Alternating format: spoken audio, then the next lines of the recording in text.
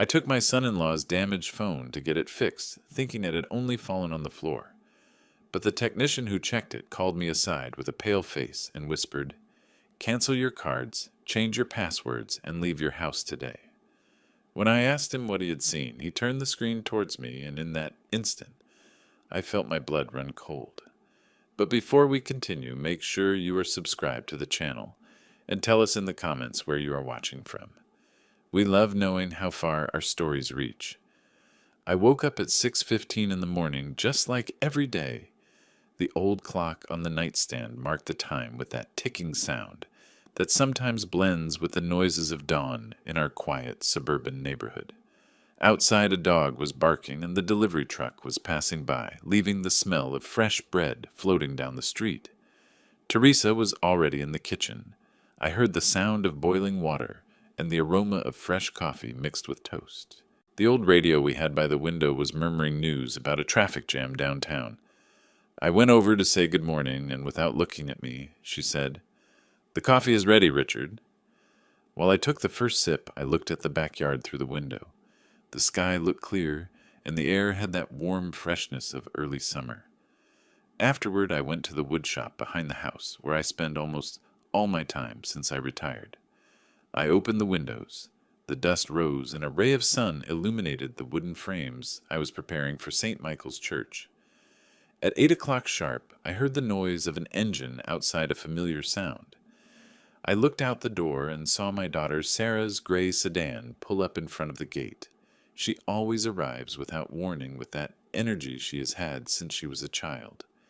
She got out of the car with her purse, and behind her came her husband, Michael, impeccably dressed in a white shirt, leather shoes, and a briefcase in his hand.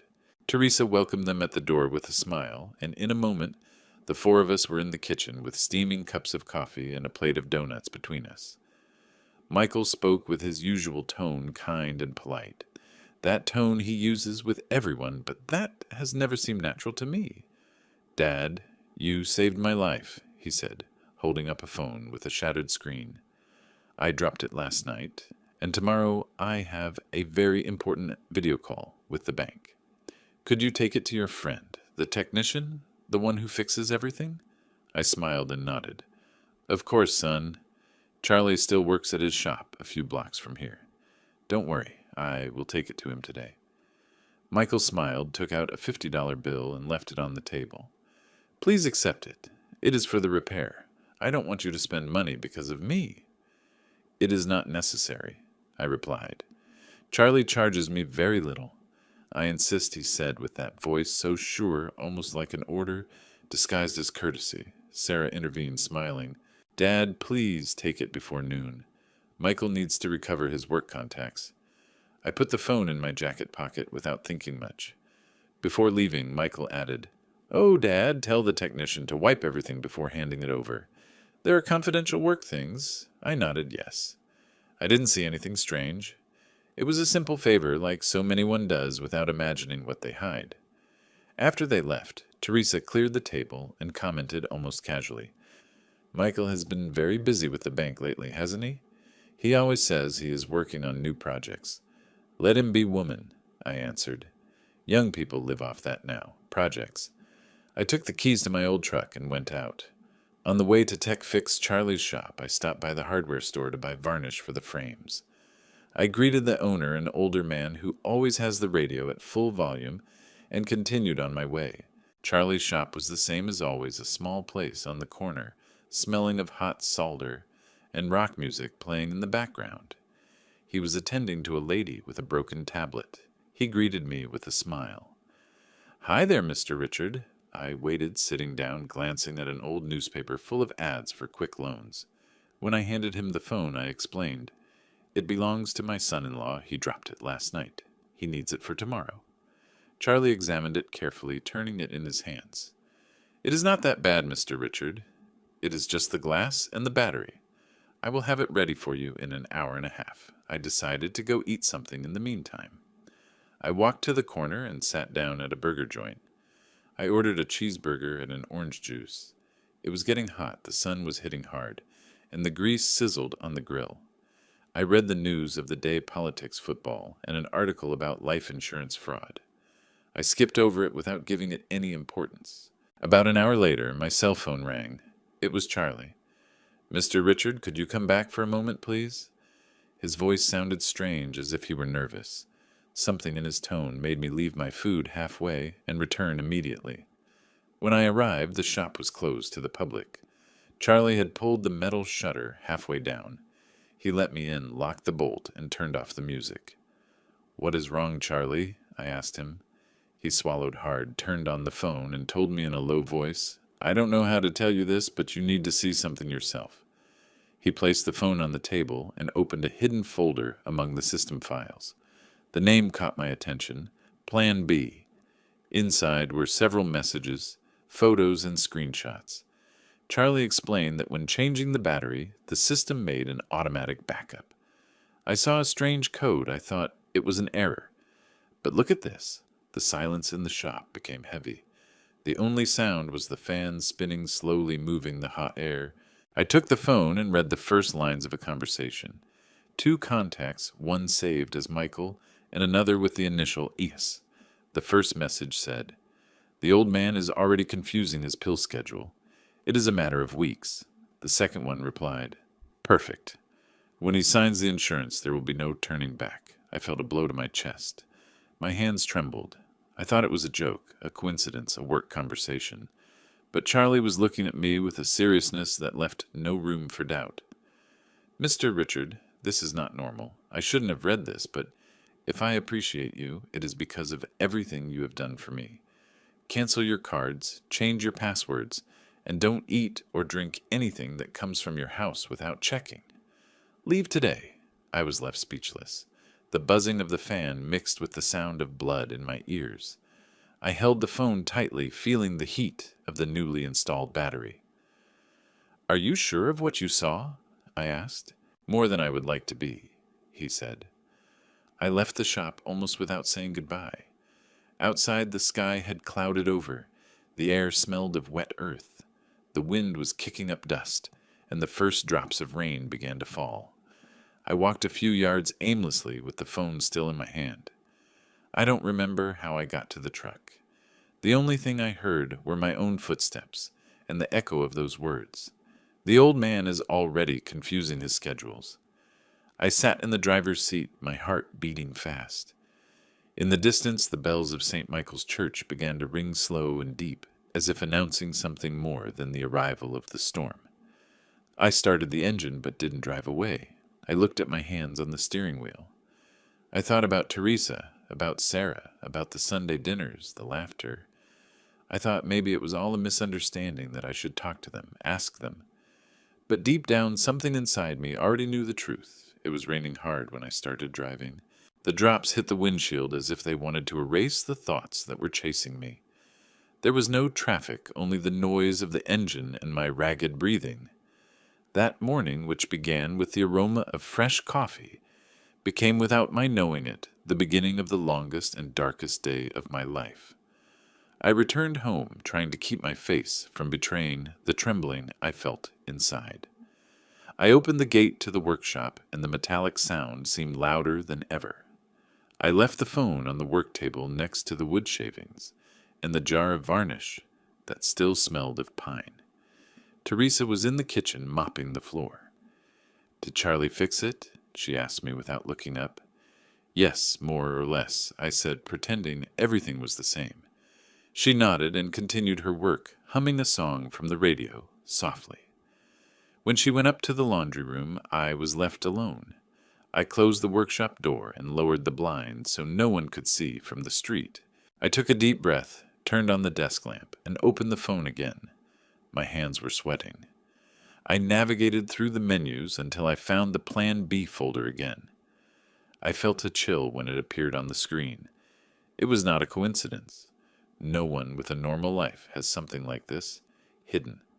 I connected the USB cable to the old workshop computer and began copying all the content.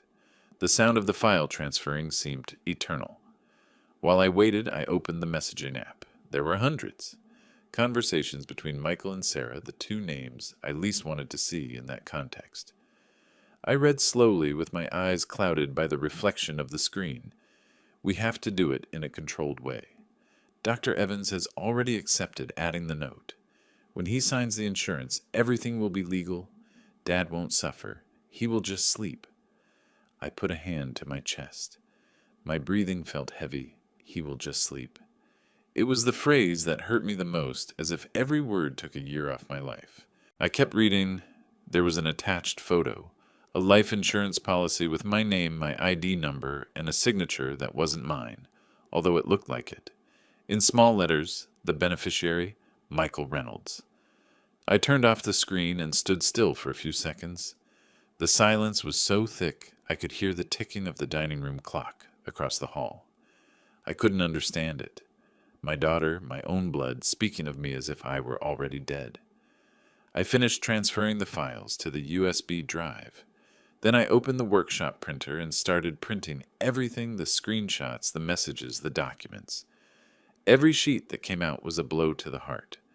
When I finished, I put the copies in an old folder of wood blueprints and hid it in the drawer where I keep my precision tools. Teresa came down shortly after. "What are you doing still in there?" she said from the door. "Nothing. I am just organizing my papers. Later, I want us to go to the bank. There's something strange with the accounts." "Strange how?" she asked. "I will explain later. Don't worry now." She looked at me with curiosity but didn't insist. I waited for her to go to the market and took the opportunity to leave as well. I drove to a small cafe on the corner, the one with free Wi-Fi. I ordered a double Americano and sat by the window. I turned on my laptop and sent the files to my secondary email. Then I uploaded them to a password-protected cloud. I did every step with a precision I didn't recognize in myself.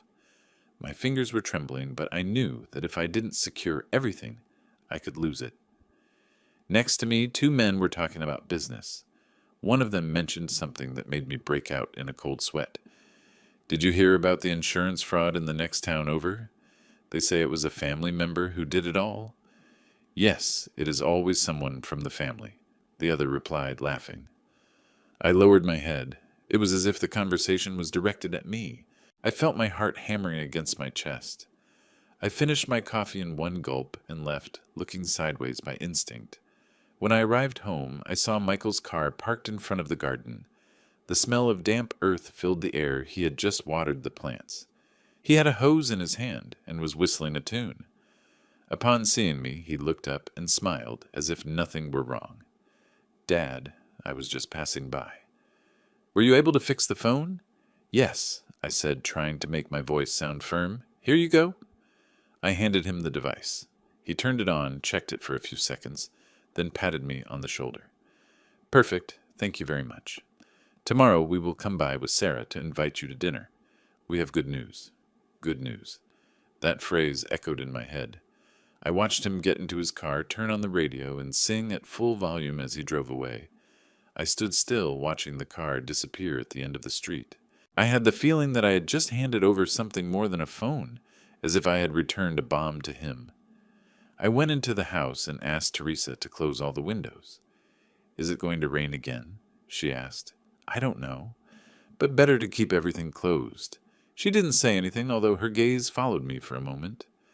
I went up to the workshop and took out an old notebook. I started writing down every detail, every time, every phrase. Day 1, discovery. Day 2, appointment with Dr. Evans. Day 3, possible meeting with bank. I wanted to leave a record. If something happened to me, someone had to understand what had occurred. I picked up the phone and called Dr. Evans' office. His assistant answered. "Could you see me tomorrow morning?" "It is urgent," I told her. "The doctor has an opening at 8:30, she replied. "Perfect. I will be there."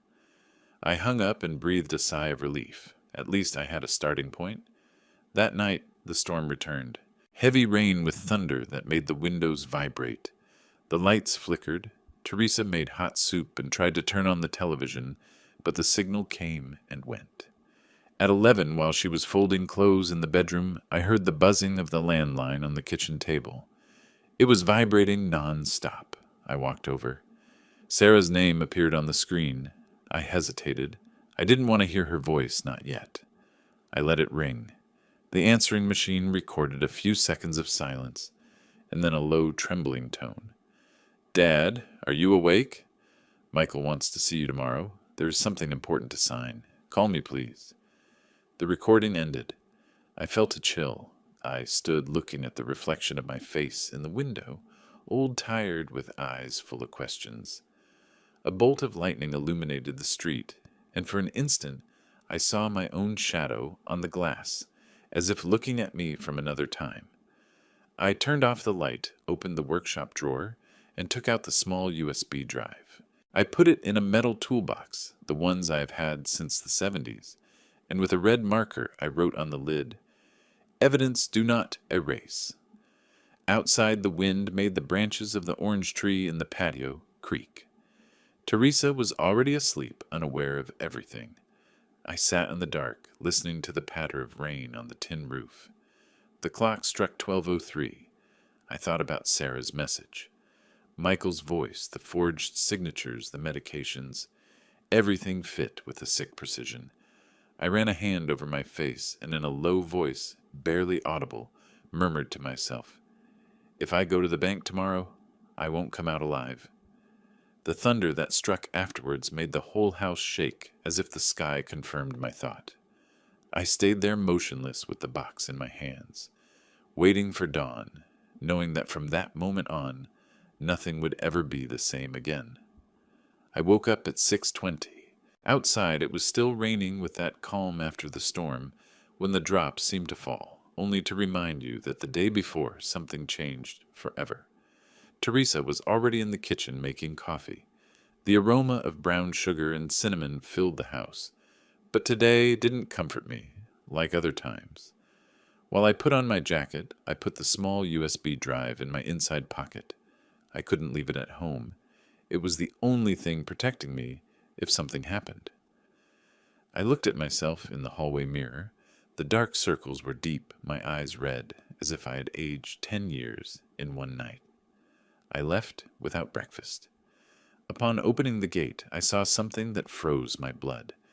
Michael's truck was parked half a block away, turned off, with the windshield fogged up and a faint column of smoke coming out of the exhaust. No one was moving inside, but I knew it was him. I pretended not to see him. I closed the gate and took another route, taking a long detour to exit onto Main Street. The sky was gray. The tires splashed dirty water in the puddles, and every red light seemed like a trap. I arrived at Dr. Evans' office at 7:45. The receptionist recognized me immediately. "Good morning, Mr. Richard. The doctor is finishing a procedure. He will see you in a few minutes." I thanked her and sat in the waiting room. There was a table with old magazines, one of them open right to a page that spoke of financial crimes within the family. I ran my finger over the headline without reading the whole thing. It gave me chills. At 8:40, Dr. Evans came out still in his lab coat. "Mr. Richard, come in, please." I entered, closed the door, and sat in front of him. I didn't waste time. "Doctor, I need to see my medical history," I told him bluntly. He looked at me surprised. "Is something wrong?" "Just print it, please." "Everything." The man sighed, turned on the computer, and typed for a minute. The printer began to spit out sheets. He handed them to me. I read the first one, and my stomach turned. The patient shows symptoms of disorientation and mild memory loss. Requires monitoring. I left the paper on the table with a dry slap. "Who asked you to write this?" I asked, staring at him. He stayed silent for a few seconds. His hand played with his pen. Finally, he muttered, "It was Michael. He said he needed a medical certificate for a family health insurance plan." I felt everything click into place. I looked at him, and in my voice there was no longer doubt, only weariness. "So, doctor, you are going to print a new report, a real one. I want it to say that I am completely lucid and in good mental state. You are going to sign it right now." The man lowered his gaze. "Mr. Richard, I am sorry. I didn't know it was for something bad." "Then do it," I replied. It took a moment. The printer sounded again. This time the report was short and clear. "The patient is lucid, oriented, and without signs of cognitive deterioration. He signed, stamped, and handed me the envelope. His hand was trembling. I put it in my jacket. Thank you, doctor. And I advise you that if Michael comes looking for you again, say you don't know anything. I left without giving him time to respond. The air in the street smelled of humidity and gasoline. I walked to the parking lot. Upon arrival, I saw him. Michael was there next to my car, pretending to talk on the phone. When he saw me, he smiled. "Dad!" "What a coincidence. I came to drop off some papers at the lab," he said with that voice of his so calculated. "Ah, I didn't know you worked with Dr. Evans," I replied, closing the car door. He laughed, scratched his neck. "No, I just asked him some routine things. You know how this insurance thing is." I nodded without saying more and got into the car. I watched him in the rearview mirror.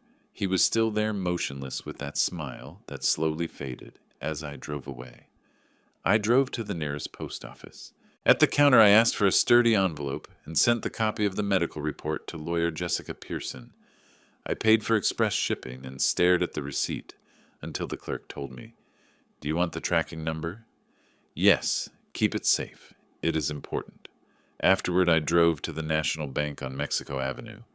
The manager, Steve, a kind man I have known for years, received me. "Mr. Richard, what a pleasure to see you. Your son-in-law came yesterday to update some permissions." "Permissions?" I asked, feeling a hole in my stomach.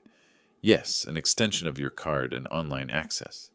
He said you had authorized it. I noticed my fingers were trembling. And did I sign anything?" "Yes, of course we have a digital copy." The man turned the screen and showed me the document. The signature was mine, or almost. A perfect imitation. "That is not my signature," I said, clenching my teeth. Steve frowned. I imagined. "This happens more than you think, Mr. Richard. We are going to cancel everything right now." It took 15 minutes to block the accounts, issue a new card, and change the passwords. He made me sign 3 different forms, this time in front of him. When I left the bank, the rain had returned.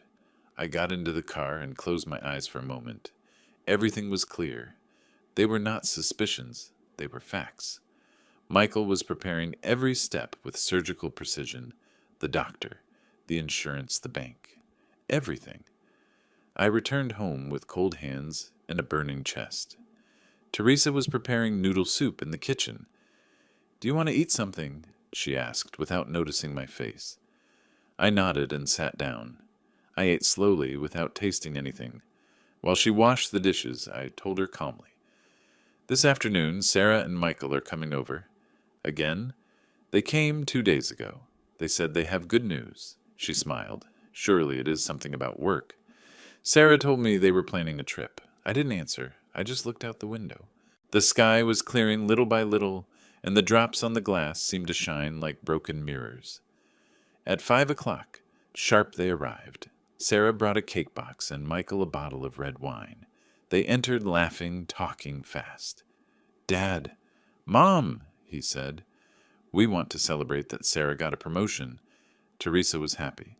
She served them soup and hot tortillas. At the table, everything seemed normal, but I felt a knot in my stomach.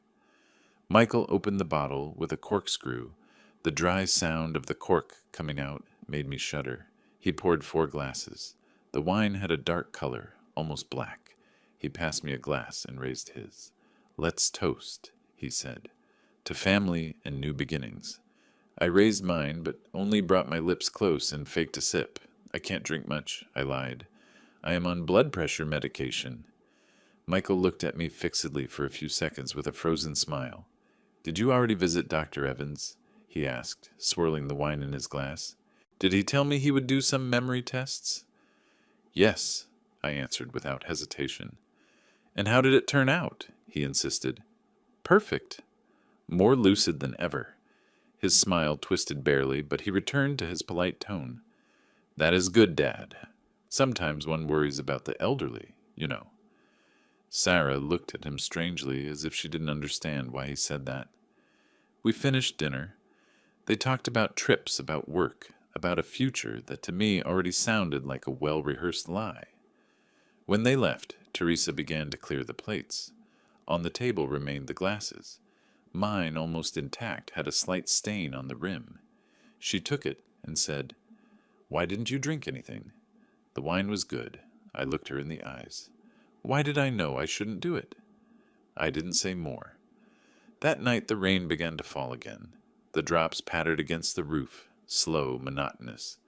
In the kitchen, the bottle of wine they brought was still on the shelf, barely open with the cork half in. I turned off the lights and stood observing the shadow of the bottle projected on the wall. It looked like a human figure leaning over watching.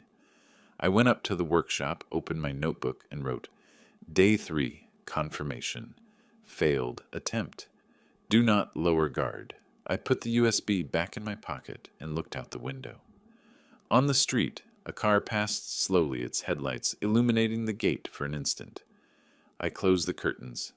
Poison doesn't always kill at once. Sometimes it disguises itself as love, as a family dinner, as a sincere toast. And when you realize it, it is already in your blood, waiting for its moment. That night, I understood that mine was already circulating, but not in the body, but in the soul. Dawn broke with a gray sky covered with low clouds that seemed not to want to move. I woke up before sunrise with that feeling of alert that hadn't let me sleep for days. On the workshop table where I normally cut wood and sanded frames, I now had my papers spread out, printed copies of the messages Dr. Evans report, the bank statements, and the insurance policy with my forged signature. Everything was there ordered in silence like the pieces of a puzzle showing a single image, my planned death. I checked them one by one, making sure nothing was missing. Afterward, I put them in a large brown envelope, and with a black marker, I wrote on the cover, In case of emergency, deliver to Jessica Pearson. Teresa got up shortly after. She found me standing putting the papers in the workshop briefcase. Why are you keeping so many things? She asked, with that mixture of curiosity and tenderness she had always had. Just a precaution, I replied, without looking directly at her. I couldn't tell her the truth yet. If I did, I would put her in danger. I went out in the truck and drove to the post office downtown. The clerk recognized me. Important letter, Mr. Richard? Yes, I told him, trying to keep my voice steady. Urgent delivery, please. He stamped the envelope and slid it into the metal mailbox. That dry sound, the thud of the cardboard against the bottom, made me feel a kind of relief. It was as if part of my fear remained locked in there. On the way home, the rain started again. At the height of Highland Avenue, I noticed something strange, a black SUV behind me at a constant distance. I passed a traffic light, another, it was still there. I turned at the next corner, the car too. My breathing accelerated. I sped up a little and turned sharply towards a gas station. I stopped next to the pump. The SUV went straight without stopping. I watched it move away until it was lost in the mist. I stayed still for a minute with my hands on the wheel. It was evident they were already watching me. Upon returning home, Teresa was sweeping the hallway. Sarah called, she told me. Do they want us to go to lunch on Sunday at their house? Michael is going to make a barbecue. That is fine, I answered. We will go. She smiled happy with the idea. I, on the other hand, could only think of Charlie's warning. The messages, the bottle of wine that was still in our kitchen. That afternoon I locked myself in the workshop. I pretended to work, but in reality I was writing my own diary. I detailed everything, the dates, the places, the names. I titled the first page, Record of the Dark Days. At 3 p.m, the phone rang. It was Michael. Dad, he said with an animated tone. Is everything okay? Were you able to resolve the bank thing? Yes, everything is in order now, I replied, measuring every word. Perfect, he replied. Then tomorrow I will show you some new papers to sign, something about the supplementary insurance. I squeezed the phone tightly. Agreed, Michael, I said simply. I hung up without saying goodbye. I knew that his every word had a hidden intention. That night, I told Teresa that I needed to buy some things downtown. I walked to a small electronics store near the market. In the display case between cables and adapters, I saw what I was looking for, a spy camera in the shape of a pen. I asked the seller if it recorded audio and video. Yes, sir. It has a 32 gigabyte card and activates with this small button he showed me. You just have to charge it for 2 hours. I paid in cash and put it in my pocket. Back home, I sat in the workshop to test it. I recorded a couple of seconds of my voice, then played it back. It sounded clear. Perfect. I learned to use it without looking. I kept it in the inside pocket of a shirt, like someone hiding an invisible weapon. The next day early, Charlie called me. "Did they give you back the phone, Mr. Richard?" "Yes," I replied. "My son-in-law already has it. Be careful. Those messages you found delete themselves after 72 hours. If you didn't save them, they will disappear." I hung up and went straight to the workshop. I turned on the computer and copied everything again, this time onto the old hard drive I used for carpentry designs. I labeled it with masking tape St. Michael Project, a name no one would suspect. That night, while we were having dinner, the phone vibrated on the table. It was a video call from Sarah. I answered it. She was smiling, and next to her was Michael, with that calculated calm. "Dad, don't miss this Sunday. We have something important to announce." "Of course, daughter," I told her, forcing a smile. "I will be there." Before hanging up, my eyes drifted to the background of the image on her kitchen counter. There was a bottle of wine, just like the one they had brought me the last time. Sunday arrived cloudy with that heavy air that precedes storms. Teresa got ready early. I checked the spy pen for the last time. It had a full battery. I turned it on and put it in my shirt pocket. We left at 11. The drive to Sarah's house was silent. In the passenger seat, Teresa looked out the window, unaware of everything. Upon arrival, Sarah received us with hugs and the smell of roast meat. The patio was decorated with paper garlands and a long table with salads, wine and a pitcher of hibiscus water. Everything seemed like any other Sunday. Michael came out of the kitchen with a black apron and a rehearsed smile. "Mom! Dad!" he said. "What a pleasure to see you. Today we have to celebrate." He put the bottle of wine on the table and opened it. The cork popped with a click. He poured 2 glasses and offered me one. "Let's toast, Dad, to family and new beginnings." I raised the glass, brought it barely to my lips, but didn't drink. In my pocket, the pen was recording every word. Michael drank a long gulp. Then he left the glass on the table and turned to get the carving knife. In that instant, I discreetly switched his glass for mine. "Teresa," I told her, "drink only juice. The wine is very strong." She nodded, suspecting nothing. During lunch, they talked about trips, about a new house they wanted to buy.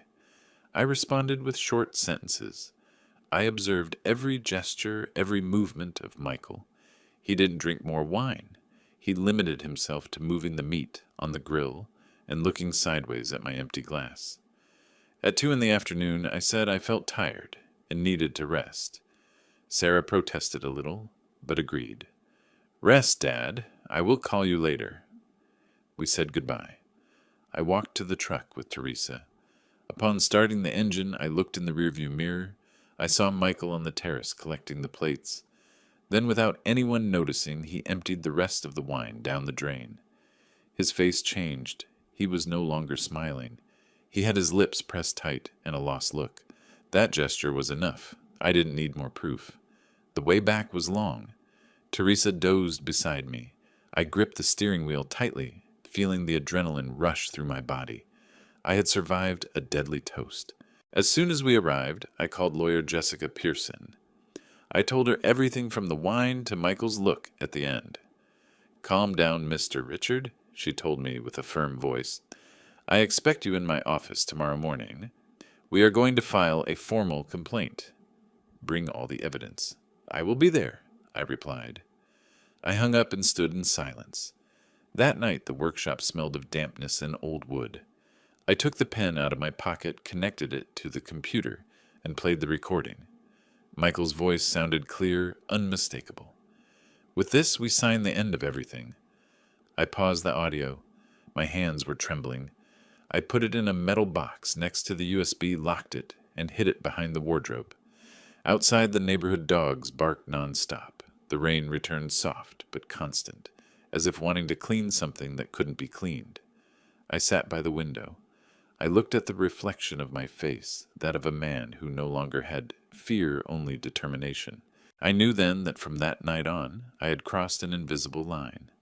I was no longer the man waiting for justice, but the one preparing to provoke it, and I would do it in silence. Dawn broke with the mist clinging to the large glass windows. I woke up at 6:10 before the alarm went off. The silence was thick, as if the air itself knew that this day would not be like the others. I poured myself a cup of coffee and dialed Jessica Pearson's number, the lawyer. She answered immediately with that paused voice that always conveys security. "Mr. Richard, come at 9:30. I will bring Detective Miller." I hung up and looked at the workshop table.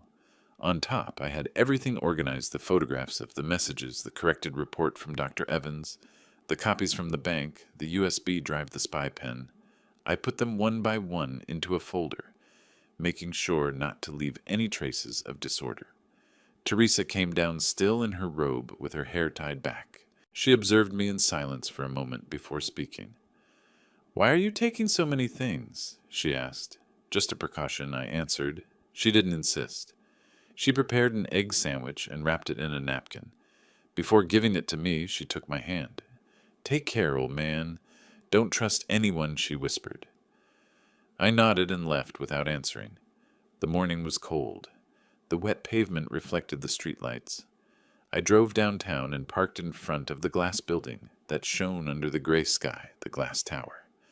I went up to the 5th floor. In the reception, they recognized me. A young woman offered me coffee and showed me to the room. Jessica was waiting for me there in a navy blue suit, her hair tied back and her glasses resting on some documents. Next to her was a man of about 50, burly, with a serious face and a gaze that didn't move from me for a second. "Mr. Richard, this is Detective Roy Miller," Jessica said. "He will be in charge of coordinating the investigation." We shook hands. He had a firm grip, almost military. "Sit down, please," he indicated. I started speaking from the beginning. The phone, the messages, the medical report, the bank, the food, the wine. I told everything without embellishments. Every word weighed in my throat. Miller took quick notes in a black notebook with precise strokes. "Did your son-in-law know you had those documents?" he asked at one point. "No, not yet," I replied. Jessica watched me in silence, evaluating every gesture. When I finished, I handed her the USB drive and the pen. She connected them to her computer. Miller leaned in to listen to the audio. Michael's voice sounded clear, that phrase I had recorded at lunch. "With this, we sign the end of everything." The detective looked up. His face had changed. "This is grave," he said with a low tone, "but very grave. We are going to act." Jessica printed 2 copies of the complaint document. She passed them to me to sign. I did it without hesitation. My hands trembled a little, but my decision was firm. Mr. Richard, Jessica intervened. "I recommend that you leave your house for a few days. We need time to install a surveillance system without raising suspicions." "That is fine," I replied. "I will do whatever is necessary." Miller stood up. "This afternoon I will send 2 agents. They will look like maintenance technicians. No one will know who they are. Do not comment on anything with your family, not even with your daughter." Jessica walked me to the door. Before letting me go, she took my hand tightly. "Do not eat or drink anything prepared by your son-in-law again. Not even a coffee. Promise me." "I promise." I went down the elevator with my heart racing.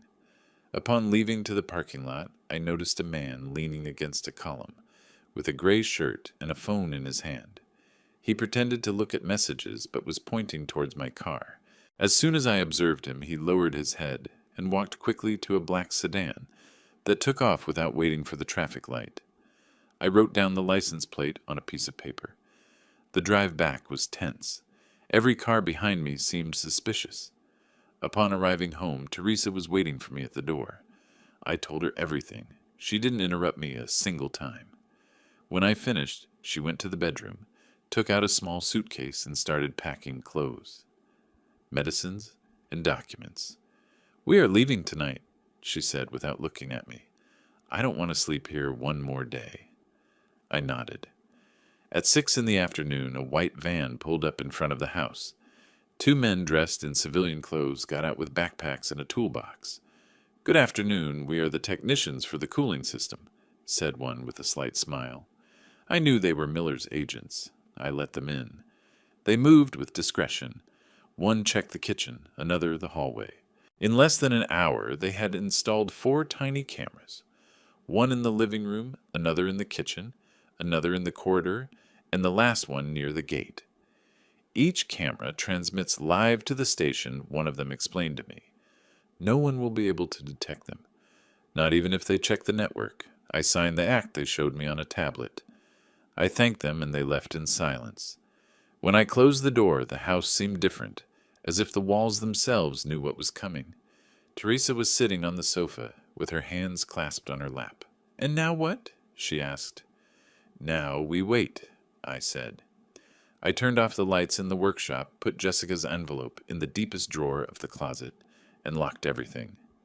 Before leaving, I took a photograph of the garden, the lined-up pots, the small statue of the Virgin, the brown iron gate. I wanted to keep that memory in case I never returned. We called a taxi and left the house without looking back. The Hotel St. Charles was 10 minutes from downtown. I asked for a room under the false name Jessica had suggested, Richard Mendez. The receptionist asked no questions. The room was small, with beige curtains and the smell of disinfectant. Teresa left the suitcase in a corner and sat on the bed. "I never thought we would come to this," she whispered. "Me neither," I said, but there's no turning back now. I turned on the television just to break the silence. A newscast spoke of a bank fraud in the state. I changed the channel. I didn't want to hear more about deception. Outside, the rain was falling again. The sound of water crashing against the windows mixed with the distant noise of traffic. At 10, I turned off the light. Teresa fell asleep soon, exhausted by the tension. I couldn't close my eyes. I watched the red dot of the television off blinking and thought about the cameras they had installed in my house, watching an empty stage. At 5 to 1, the phone vibrated on the table. I picked it up. It was an unknown number. I hesitated, but I opened it. "Where are you, Dad?" Sarah's worried. I stared at the screen for several seconds. The text glowed faintly under the blue light. I didn't answer. I turned off the phone, took out the SIM card, and left it inside the nightstand drawer. The fear was no longer just for what they could do to me, but for what could be discovered. In that cheap hotel silence, I understood that my previous life, that of the trusting father, the quiet carpenter, the man who believed in his family, had ended. That night, I didn't sleep. I looked through the fogged window where the car lights seemed like ghosts sliding down the avenue. Outside, the world went on, but inside me something had stopped. Fear, that word I heard so many times in the mouths of others, finally had a shape, the shape of an unanswered message. That morning I woke up at 8:15 with the sound of fine rain hitting the hotel blinds. Teresa was still sleeping, wrapped in the blanket, her breathing slow, unaware of the trembling that ran through my body. I turned on the room's coffee maker and waited. The smell of coffee filled the air, but it didn't calm me. I knew that today something was going to end. A few minutes later, my laptop rang. On the screen appeared the name of Detective Miller. I answered immediately. "Mr. Richard, we have everything ready," his firm voice said. "If your son-in-law appears, we will record him." He explained that they had installed the remote link, so I could see the cameras in real time from the laptop. He sent me a protected link and a password. I turned on the computer, opened the browser, and there it was, the image of my house, empty, illuminated by the morning light. The clock in the corner marked 9:02. "Do not do anything," Miller warned me. "Observe, take notes, and wait for my call." I nodded, although he couldn't see me. For more than 2 hours, the house remained motionless. The wind moved the curtains. A ray of sun slipped through the dining room window. At 11:47, something changed. The sound of an engine was heard through the patio microphone. In the screen, a gray car stopped in front of the gate. I recognized it instantly, Michael's sedan. I felt a dry cold run down my back. Michael got out of the car with a sure step. He was wearing a light blue shirt and a silver watch that shone with every movement. He stopped for a moment, looked around, and took out a bunch of keys. He has a copy, I murmured to myself. With all naturalness, he opened the front door and crossed the garden. The cameras captured his face clearly. In the living room, he looked at the walls, as if making sure no one else was there. Then he walked to the kitchen and took out 2 white bags from his jacket pocket. The microphone registered every noise, the slight crunch of the plastic, the sound of the bottles moving. He put one of the bags on the table, opened the medicine cabinet, and took out the box of my blood pressure pills. The camera from the upper angle captured his hands. With a small spoon, he poured a fine white powder inside the bottle. "There it is," whispered Miller over the phone. "Don't touch anything. Mr. Richard, don't say anything." I clenched my fists. My nails hurt embedded in my skin. Seeing him do it with such calm as if he were making coffee was more painful than any blow. Then he took the second bag and went to the shelf, where the bottle of red wine remained the same one he had brought weeks ago. He uncorked it, looked around, and poured a little of the powder into the neck of the bottle. He shook it gently, smiled, and placed it back in the same spot. Then he cleaned the surface with a rag, erasing his fingerprints meticulously. It was a learned ritual, not improvised. He went up the stairs. The hallway camera followed him. He opened the door to my bedroom and began to search the drawers. In one of them he found a brown envelope. He held it for a moment, opened it, and checked it. I recognized it. It was the fake envelope, the one I had left on purpose with blank sheets. When he realized, his expression changed. He frowned and threw the envelope to the floor with rage. He kicked the drawer, cursed between his teeth. Then, approaching the balcony, he took out his phone and dialed a number. His voice, clear and without trembling, came through the microphones. "Yes, everything ready. This time, it won't fail." The detective gave the immediate order from the other side of the link. "We are going in. Nobody move." On the monitor, 2 men dressed in civilian clothes crossed the back gate. The first one wore an earpiece, the second a black folder. In silence, they advanced through the side hallway. In that instant, Michael was coming down the stairs with a bottle in his hand. He was pouring himself a glass of wine when the kitchen door opened. "Police! Don't move!" one of the agents shouted, showing the badge. Michael was startled. The wine spilled on his shirt. The bottle broke against the floor. He tried to run towards the living room, but slipped on the glass shards. The agents surrounded him in seconds. One pushed him against the wall, and the other held his hands. "You don't know who you are messing with," he shouted, trying to break free. Detective Miller, already inside the house, entered through the main gate. His voice was firm, cutting. "Michael Reynolds, you are under arrest for attempted homicide, forgery of documents, and fraud." Michael stood motionless, breathing hard. The living room camera focused on him from the front. His face contracted, sweat falling down his temple, the empty look of someone who knows it is all over. The agent searched his jacket and found the rest of the white powder, the bag he had used, and the phone still recording a call. Miller held up the envelope and showed it to the camera. "Everything is recorded," he said. "Jessica called me by video call. Her face appeared small in the corner of the screen, her voice contained, but victorious. We have him. Mr. Richard, everything is recorded. The evidence is irrefutable." I didn't answer. I stood looking at the image of Michael handcuffed, with his eyes down his shoes, stained with wine and blood from the glass. Teresa, sitting next to me in the hotel room, put her hand to her mouth. She didn't cry. She just closed her eyes and rested her hand on my shoulder. For several minutes the image remained fixed, the living room of our house full of police officers, the light entering through the windows, the pieces of bottles shining like pieces of a broken mirror. I took a deep breath. For the first time in weeks, I felt I could do it without fear. I turned off the computer. The reflection of the black screen showed my tired face with wrinkles I didn't remember having.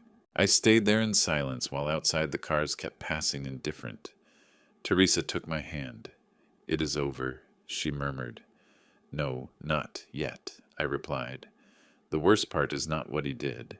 The worst part is having seen him do it." She squeezed my hand without saying anything. Outside, the sky was opening up. The sun's rays entered through the glass, warm, almost painful in their clarity. On the street, the distant sound of the siren merged with the traffic noise. The city followed its course, oblivious to what had happened in one more house in any corner of the suburbs. But for me, time stopped. I felt that a part of my life, that of the father who trusted that, of the man who still believed in his own, had ended with that final click of the handcuffs closing over my son-in-law's wrists. I closed my eyes and heard my own heart beating slowly heavy. "Teresa," I whispered, "and now what are we going to do?"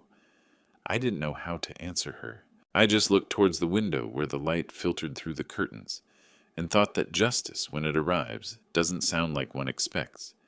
There is no music or redemption, only an absolute dense silence that settles in the soul. I looked down at the turned-off computer. In the dark screen, the last frozen image was still reflected Michael, with his head bowed the floor, covered with glass fragments, and spilled wine. I sighed and closed the laptop.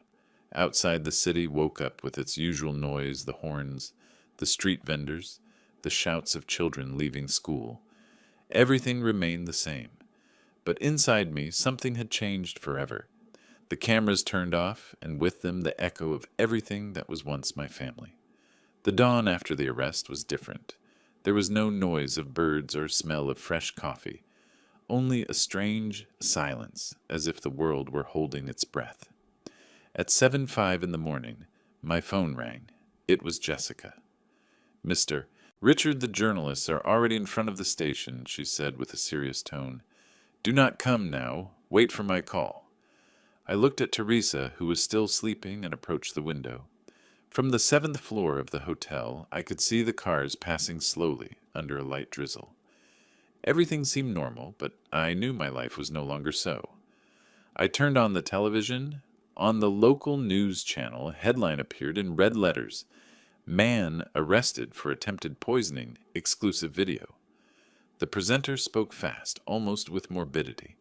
On screen, they showed a fragment of the recording, the camera, in my living room.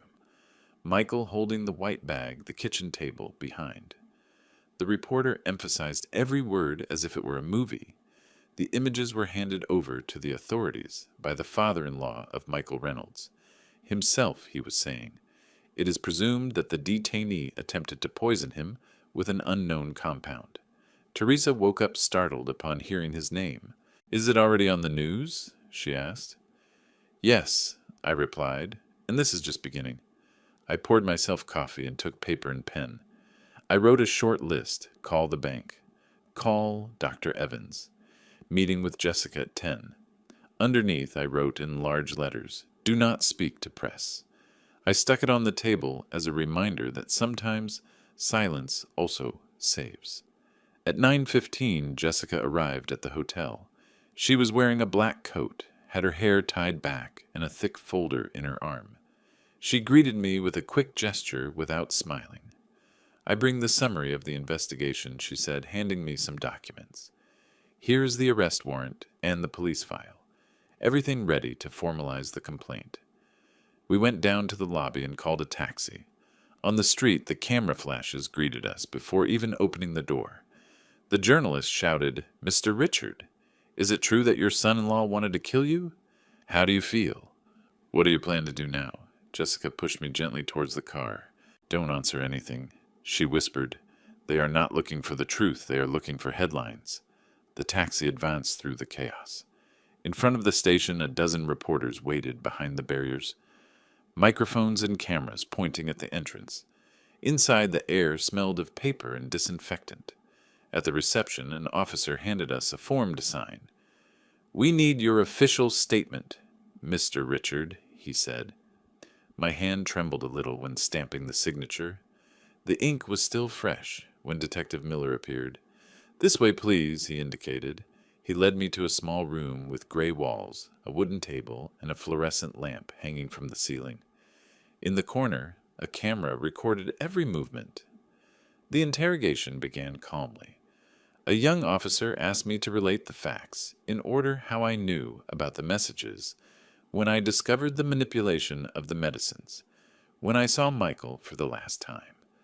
I answered with short sentences without drama. Did he have access to the house keys? He asked. Yes.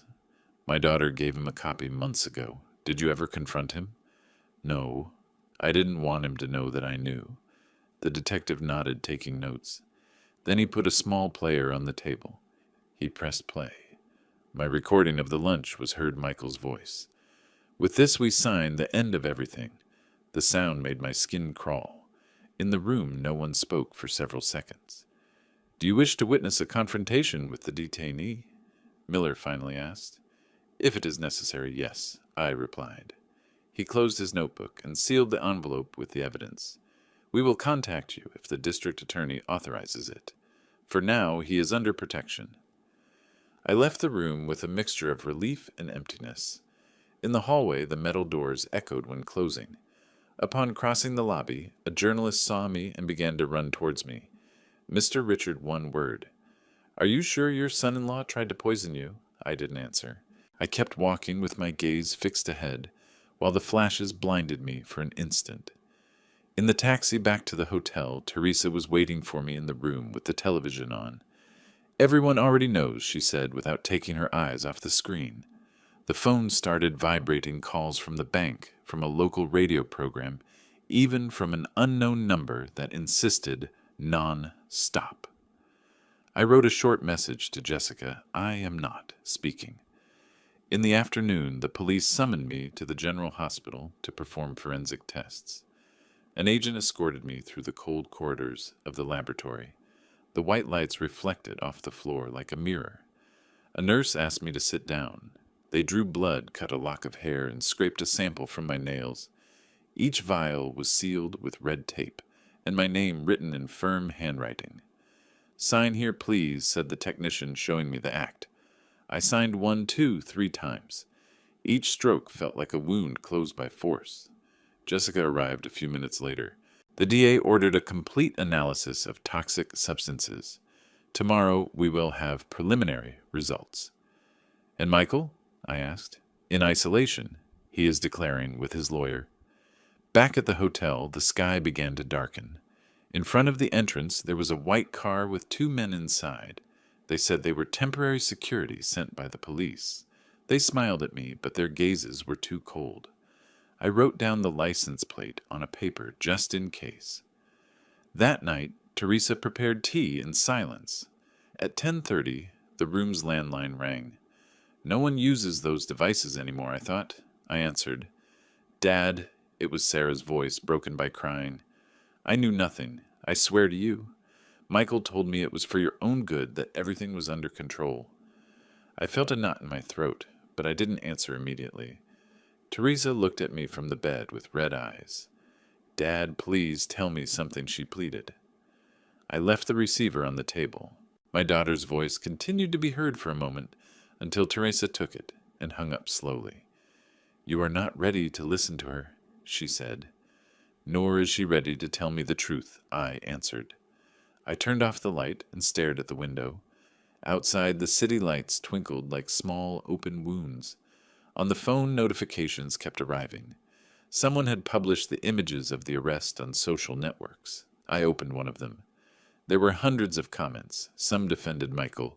Others called me brave, and a few accused me of ruining my own daughter's life. I closed the laptop without saying a word. Teresa approached and put a hand on my arm. Don't read anything else, old man. Let them talk all they want. The problem is that they don't just talk anymore. Now they opine on a story they don't even understand.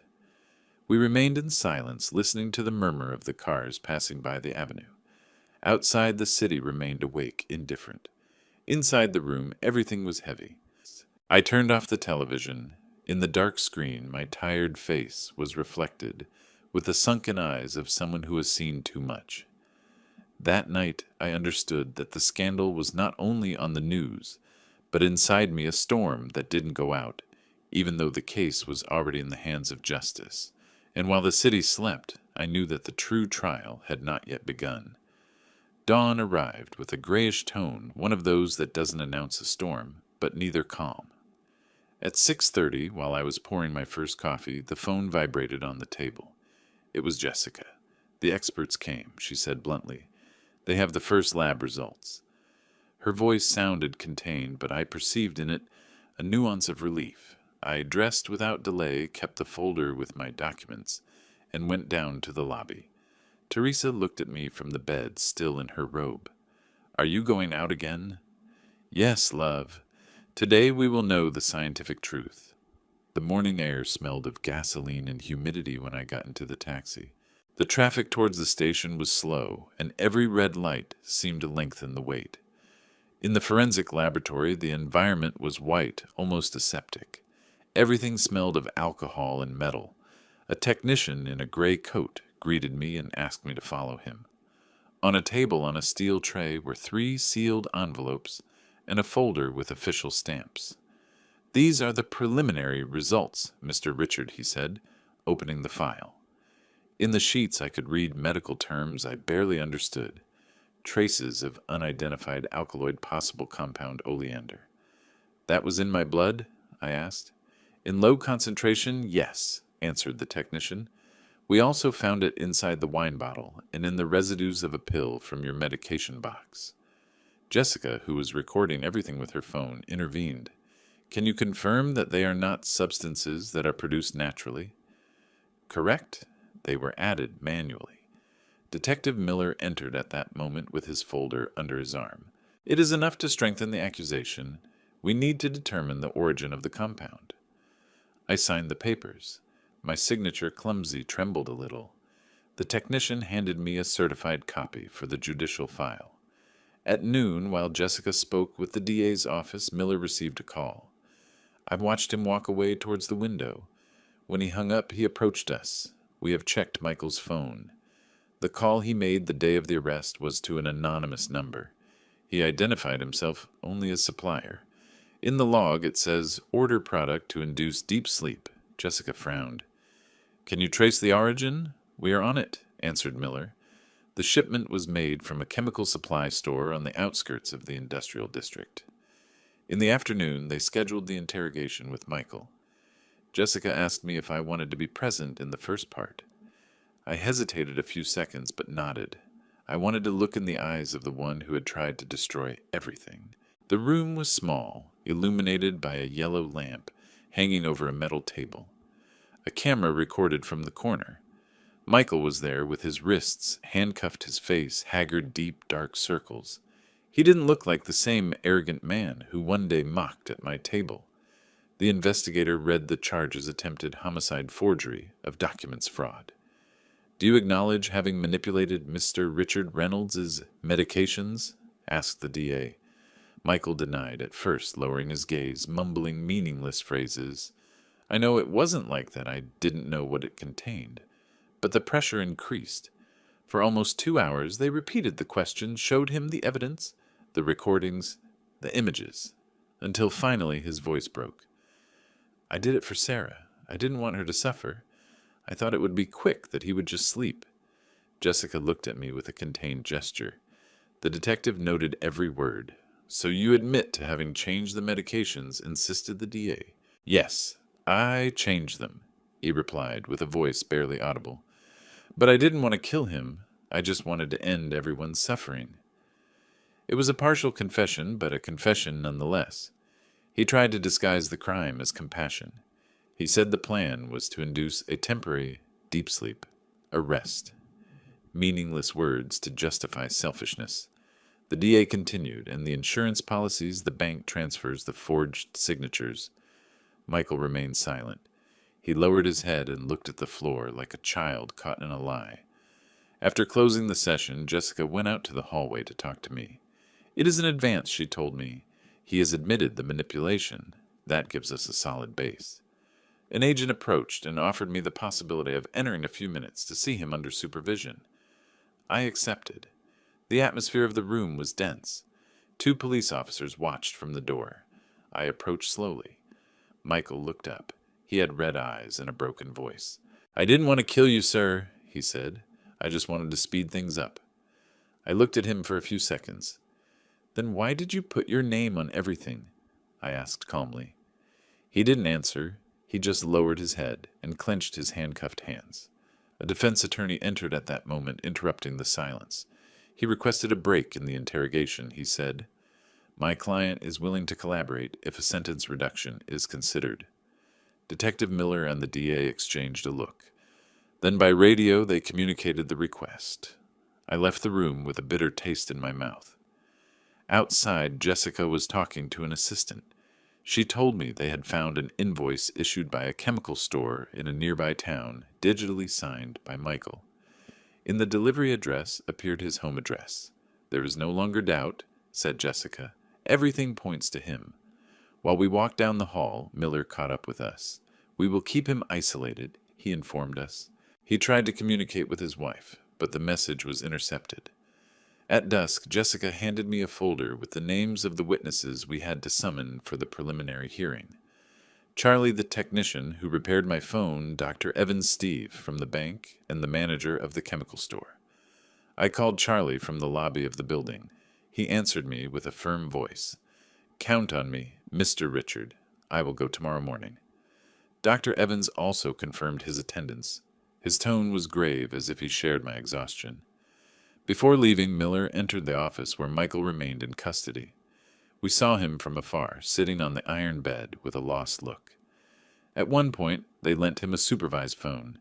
We heard him murmur, "Forgive me, Sarah." His voice was barely a thread, a trace of guilt, or perhaps fear. Jessica took my arm when we left the building. "Don't be confident," she told me. He could try to retract, but today we took an important step. That night, back at the hotel, Teresa was waiting for me with a cup of hot tea. On the table was a printed copy of the forensic report. I sat in front of her. The paper trembled between my fingers. "And now?" she asked. "Now begins the hardest part," I replied. "The judicial part." I kept the documents in the briefcase and closed the zipper carefully, as if I were sealing a piece of my life. At 10:30, an email arrived from a national newspaper requesting the rights to the recordings of the cameras. I forwarded it to Jessica. Minutes later, she responded from her official account. "All evidence under police custody. Diffusion not authorized." I turned off the computer. In the gloom of the room, I wrote in my notebook the names of the witnesses, the phones, and the date of the hearing. Then I kept the USB with the backups in the small hotel safe. I closed the diary and stood observing the door with the hallway light filtering underneath, the distant murmur of the city mixed with the hum of the air conditioning. I knew that from that moment the case entered another stage, that of the courts, that of formal words, evidence, and crossed versions.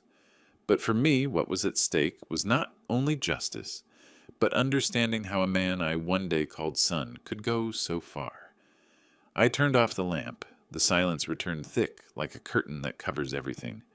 The hallway door closed softly, and with that click, I knew the trial had already begun. The dawn of that Thursday was thick, as if the air itself sensed something. We left the hotel before 7. Teresa kept the documents and a scarf in her purse in case it got cool. On the way, no one spoke. The silence between us weighed more than the distant sirens of the city. Upon arriving at the station, Detective Miller was already waiting for us in his office reviewing some papers. "Mr. Richard," he said, "seeing me enter today, we will transfer Michael to the county jail. But we have a problem." I looked at him without understanding. "What is wrong?" "Sarah is in the house. She didn't want to come out when we notified the search warrant. She says her parents threatened her." Jessica, sitting next to the desk, turned to me. "If you go, maybe you can convince her. The police don't want to force entry." I remained silent for a few seconds. I didn't know if I had the strength to return to that place, but I couldn't leave her there either. "Let's go," I said finally. Miller gave the order, and we got into an official vehicle. 2 patrol cars escorted us. We advanced down Main Street with the sirens on. People moved aside, some curious ones recorded with their phones. The journey was brief, but every corner reminded me of something: the market where we used to buy fruit, the bakery, where Sarah as a child asked for sweet bread. All that now seemed to belong to another life. Upon turning onto my street, my heart skipped a beat. In front of the house there were 2 police vans, an ambulance, and a group of neighbors crowded behind the yellow tape. An agent cleared the way for us. The detective took the megaphone and spoke with a firm voice. "Mrs. Sarah Reynolds, come out with your hands visible." For an instant there was no answer. Then a second-floor window opened suddenly. Sarah appeared there, disheveled with swollen eyes from crying. "I didn't do anything to them," she shouted. "Let me talk to my dad."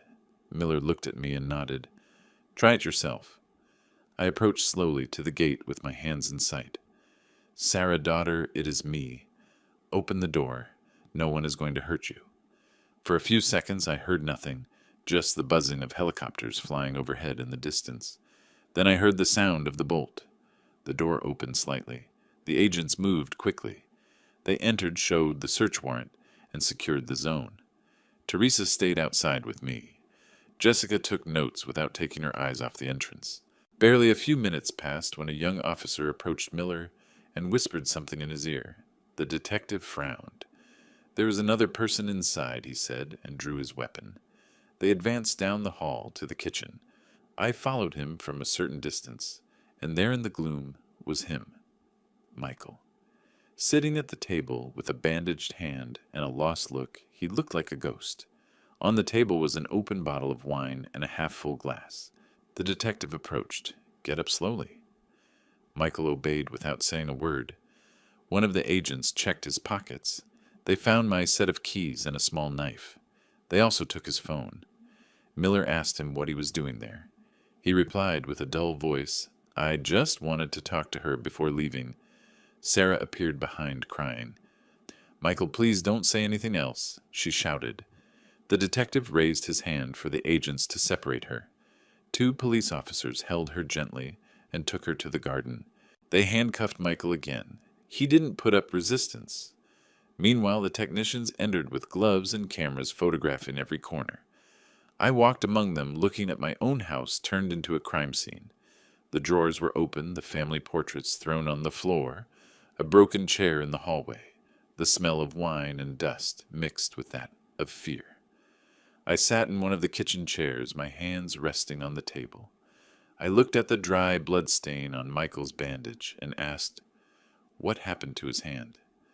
Miller answered without looking at me. "He tried to break a window when we arrived. Maybe he wanted to escape." Jessica, with her cell phone, photographed the details. The glass, the bottle, the marks on the wood. She noted every hour, every gesture. In the patio, Sarah cried, while 2 police officers took her statement. Her voice was lost between sobs. "I didn't know he was here," she repeated over and over again. The neighbors watched from the sidewalks. Some recorded with their phones, others whispered among themselves. I could hear fragments. "He was a good boy. The millionaire father-in-law. What a shame for the family." Miller indicated that we should leave. Before doing so, an agent placed an official seal on the main door, Under Investigation District Attorney's Office. The sound of the adhesive tearing the paint hurt me more than any word. Upon getting into the car, I looked in the rearview mirror. I saw Michael inside the patrol car, his head down. In the vehicle behind Sarah went alone, her face covered by her hands. 2 destinies that I once wanted to unite now traveled in opposite directions. During the journey, no one spoke. Teresa looked out the window, and I, with my eyes fixed on the road, repeated to myself that that was no longer my home. Back at the station, Jessica gathered us in a small room. "Tomorrow will be the initial hearing," she said, turning pages of a file. "You can declare if you wish, but it is not mandatory." "I will be there," I replied without hesitation. "I want to hear everything." Miller looked at me with a mixture of respect and compassion. "I understand, Mr. Richard, but prepare yourself. It is going to be long." When we left, the sun began to hide behind the buildings. The lights of the patrol cars reflected in the puddles of the parking lot. On the way to the hotel, Teresa broke the silence. "Do you think Sarah knew something?" I took time to answer. "I don't know," I said finally. "But I can't hate her. She is my daughter. It represents that I just don't know who we are anymore." That night in the hotel room, the wind beat against the windows. I put the documents on the table, the forensic reports, the photos, the statements. Everything formed a timeline of pain. Teresa turned on the bedside lamp. "You should try to sleep," she told me. "I can't. Every time I close my eyes, I see that house and the two of them inside as if time had frozen. The clock marked 11. I heard the rhythmic, constant ticking as if measuring not seconds, but the distance between what was my life and what remains of it. I got up, looked out the window. The city was still awake, taxis, passing neon lights, distant voices. I turned off the light and returned to bed. Teresa was already asleep. I closed my eyes, and for the first time in weeks, I felt afraid to dream. At 8 in the morning, the city sky was covered by a fine mist that seemed to stick to the skin. Teresa and I got out of the taxi in front of the courthouse. The stairs were already full of journalists' cameras, flashes that cut the air like lightning. An agent approached us and checked the accreditations. "Declarant or victim?" he asked with a mechanical tone. "Victim," I replied. They let us pass. Inside the corridors smelled of paper and disinfectant. We walked in silence, only footsteps, and the echo of closing doors were heard. At the end of the corridor, I saw Michael and Sarah entering through different accesses. He was escorted by 2 agents handcuffed with his head down. She was held by the arm by a policewoman trying to prevent her from tripping. The flashes kept firing from the door. We entered the room. It was small, without public. There was only Jessica, the DA, the 2 defense lawyers, Teresa, and me. In the center, the judge, a man of about 60 with a tired face. Michael sat across from me, dressed in a gray uniform. He had messy hair, handcuffed hands, and red eyes. For a moment, looking at him, I remembered the family meals, the birthday toasts, his laughter at the table. And I felt a pang in my chest, like a face decomposes when guilt inhabits it. The judge tapped the gavel gently. "The initial hearing of case number 24625 opens," he said. "Mr. Reynolds, do you wish to declare?" Michael looked up barely an instant. "Yes," he whispered. The judge invited him to stand up. I also stood up. "I just want to know why," I said without raising my voice. "Not for the money, nor for the insurance, nor for the house. Just why do it like this?" Silence filled the room. Michael lowered his eyes, took a deep breath, and replied almost in a whisper, "Because I never felt enough. I was always the son-in-law, never the son." The phrase remained floating in the air like an echo that hurt. No one spoke, not even the judge. Jessica looked at me with discreet concern, but I just nodded in silence. There was nothing more to ask. The judge resumed the session. "Let's proceed with the presentation of evidence," he ordered. The DA stood up and began to enumerate them with precision. Exhibit number 1, printed copy of the messages from the Plan B archive. Exhibit number 2, video, obtained from the camera installed in the victim's kitchen. Exhibit number 3, toxicology report, confirming presence of the oleander compound. Exhibit number 4, statements from Dr. Evans and the technician Charlie. The defense attorney asked to intervene. "Honorable members of the court, the compound found is not a deadly poison. Its effect, according to our expert, induces a state of deep sleep, not death." "My client had no intention to kill," the DA replied with a firm voice. "The forensic report is clear. At that concentration, the compound causes respiratory arrest in less than 10 minutes. The judge nodded. Sarah, from her seat at the back, broke into tears. "I didn't know anything, I swear," she shouted. "I didn't know anything." The judge banged the gavel. "Order in the court." Teresa squeezed my hand. I kept looking straight ahead, motionless. Every word spoken sounded like a bell toll, marking the end of something that had begun much earlier, perhaps the day I decided to trust that boy. After 2 hours of deliberation, the judge dictated the provisional resolution. The court finds sufficient elements to process Michael Reynolds for the crimes of aggravated attempted homicide and forgery of documents. Preventive prison is ordered while the investigation continues. The sound of handcuffs closing resonated throughout the room. Michael stood up with difficulty. Before being taken away, he turned to me. "Forgive me, sir," he said in a low voice. I didn't answer, not because I didn't have words, but because there was nothing left to say. Jessica approached and handed me a copy of the document with the judicial seal. "This is just the beginning," she said. but justice will be done, I promise you. We went out to the hallway. The journalists waited outside, but the police opened a path for us to leave without answering questions. The rest of the day was slow. We returned home for the first time since it all began. The police seal had been removed. I opened the door with the key they returned to me at the station. Inside, it smelled of dust and dampness. The house seemed smaller.